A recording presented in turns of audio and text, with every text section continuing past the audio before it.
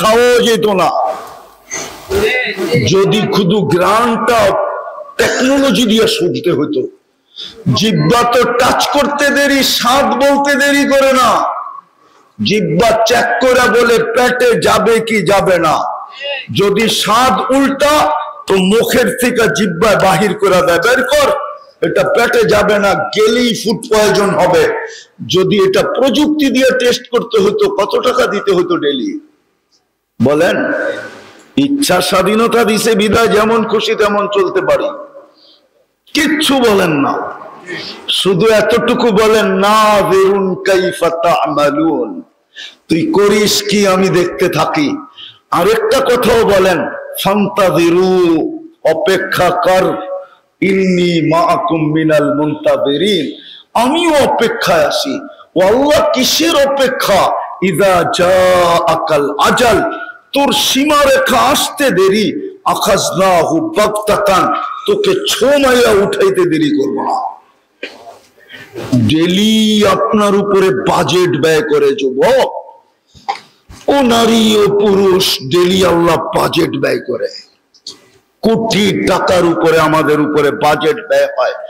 যদি আমি প্রযুক্তি দিয়ে দেখি, তোরা নামাজ পড়ছেন, মেরাজের রাত্রে ১৬ লক্ষ নবীদের যেখানে সম্মেলন হয়েছে, মুহাম্মদুর রাসূলুল্লাহ যেখানে ইমামতি স্বয়ং নিজে করছেন, ওইখান থেকে আরশের দিকে গেছেন। ওই জমিনের পক্ষে দোয়া, মানুষ বাদ দিলাম, জমিনের লিগে তো দোয়া হইতে পারতো, দোয়া কবুল হইতে পারতো যে আল্লাহ এই জমিনটা দুনিয়ার সবচেয়ে নিকৃষ্ট জাতি ইহুদির হাত থেকে বাঁচান।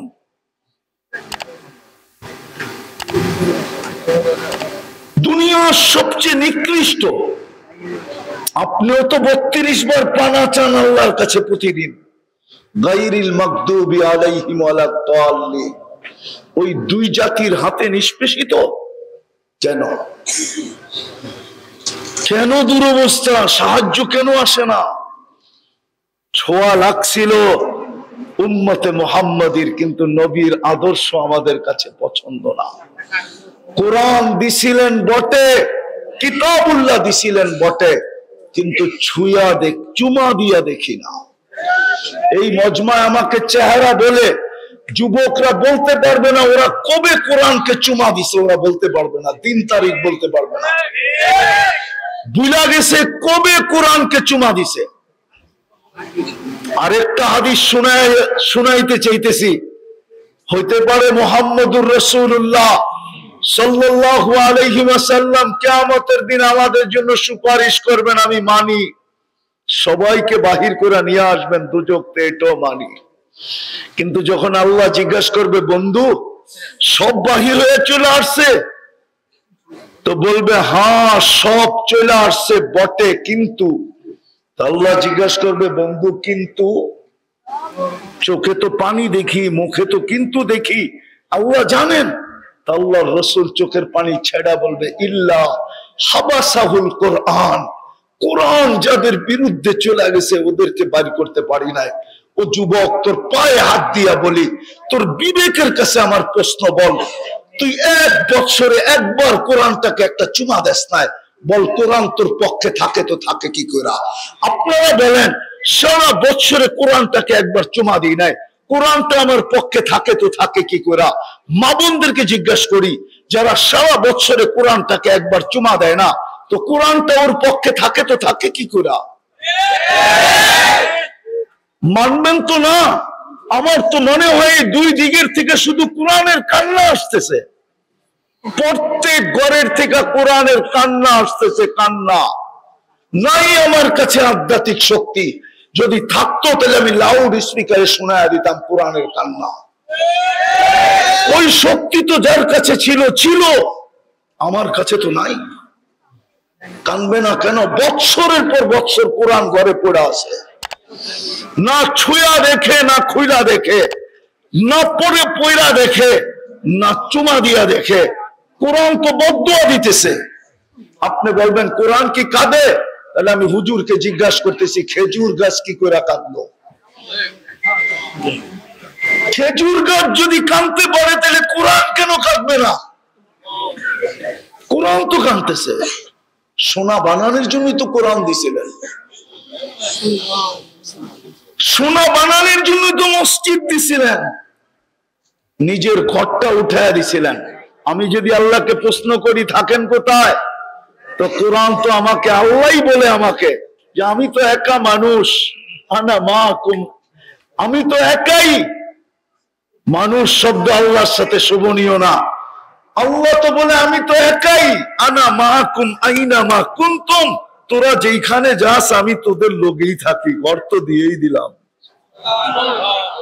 সোনা বানানোর জন্য। কিন্তু এই শহরের তো 90% মসজিদে যায় না।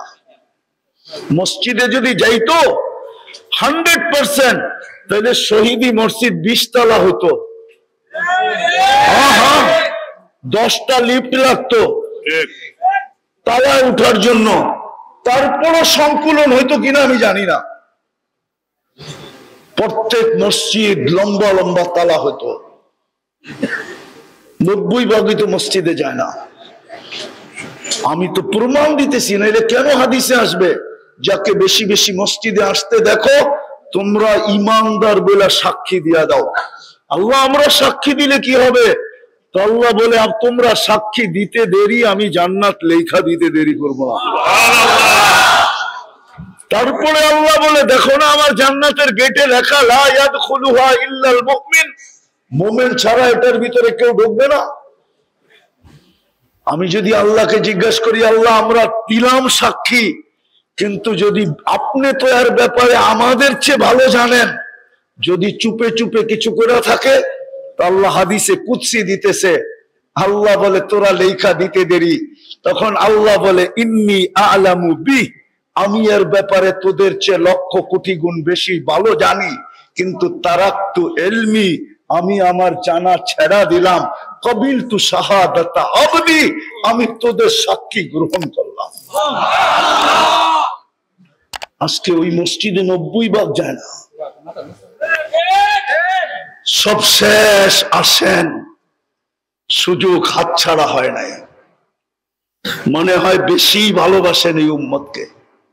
হ্যাঁ, এতটুকু ভালোবাসেন যেটা বইলা কয়া শেষ করা যাবে না, নাইলে এই হাদিস কোনোদিন আসতো না। লাউ ইয়ালামুনাল মুদবিরুনা আন্নী, আল্লাহ বলে যারা আমার থেকে বিমুখ হয় ওরা যদি জানতো আমি ওদেরকে কতটুকু ভালোবাসি, তাইলে ওদের শিরা উপশিরা ফাটা যেত। হ্যাঁ, এই হাদিসও এটারই ইঙ্গিত দেয়, মান আরাদা আন্নী নাদাইতুহু মিন কারিব।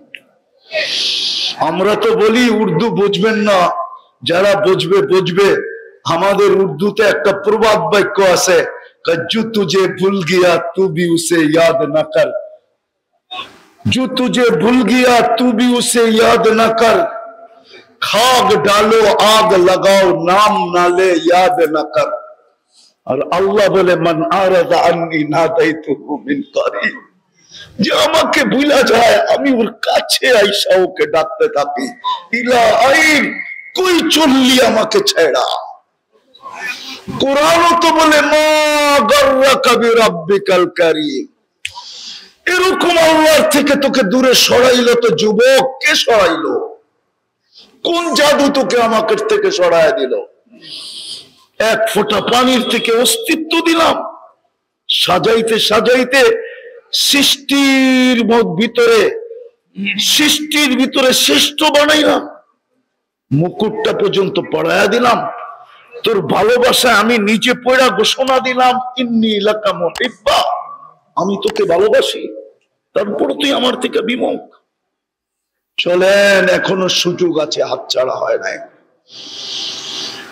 যদি এখনো মনের থেকে করতে পারি, আমার কথা যদি আপনাদের দিলে গাইতা থাকে, তাইলে মনের থেকে বলি যে আজকে আল্লাহর কাছে মনের থেকে তওবা করি। পারবেন? ইনশাআল্লাহ। কে কে পারবেন মনের থেকে? যে আমি মনের থেকে তওবা করলাম। বলেন আমি অতীত থেকে তওবা করলাম। বলেন বলেন আল্লাহ অতীত থেকে তওবা করলাম।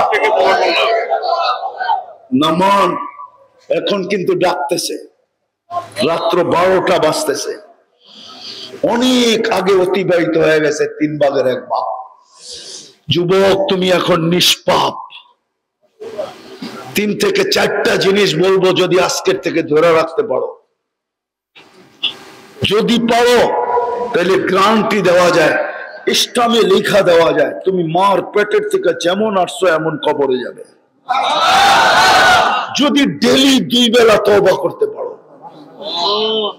ঘুমানোর সময় আল্লাহর কাছে হাত উঠায় তওবা করো, উজুর দরকার নাই, মুসল্লার দরকার নাই, খালি বিছনায় বসে কও, আল্লাহ মাফ করে দেন, মাফ চাইলাম, মাফ করে দেন।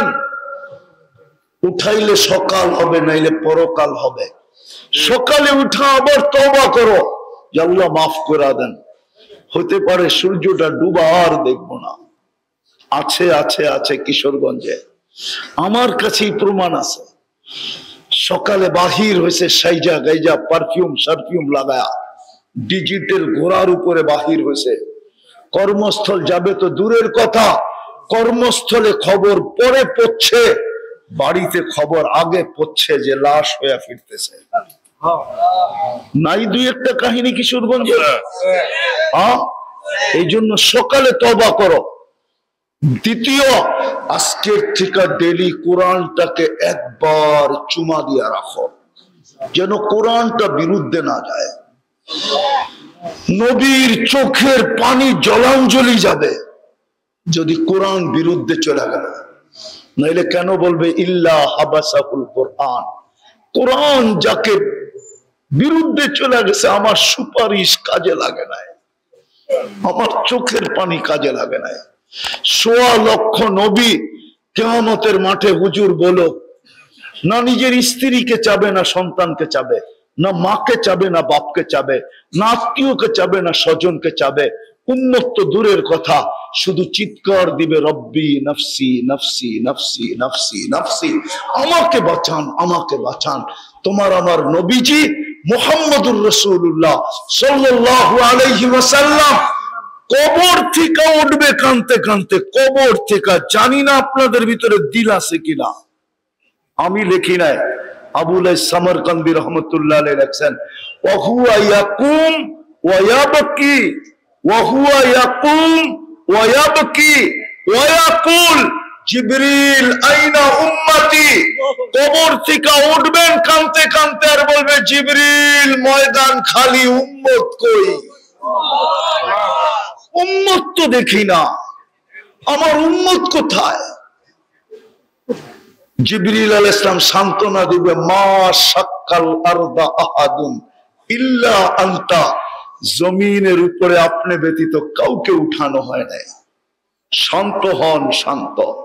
হাদিসও বলে আউয়ালু মা ইয়ানশাক্কুল আরদ ফাহুয়া মুহাম্মাদুর রাসূলুল্লাহ সাল্লাল্লাহু আলাইহি